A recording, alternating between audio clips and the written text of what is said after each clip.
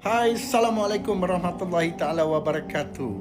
Pada penjahat-penjahat, pada pembangkang, ini nasihat dari saya. Datanglah ke jalan Allah. Fitnah mengaitkan, tidak pernah Allah makbulkan 3 tahun setengah kamu menjadi pembangkang yang tidak bertauliah. Datuk Seri Anwar Ibrahim tidak pernah anak tirikan Kelantan, Terengganu, Perlis dan Kedah.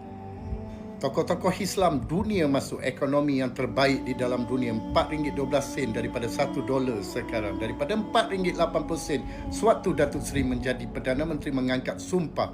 Tapi hari ini mata wang dunia menghormati negara Malaysia kerana pintarnya Datuk Seri dan rakyat Malaysia harmoni, ya, kebaikan, nelayan pertanian dan seluruh rakyat mendapat imbuhan. Jangan dengar fitnah-fitnah daripada pembangkang, kerana itulah mereka mendapat kifarah.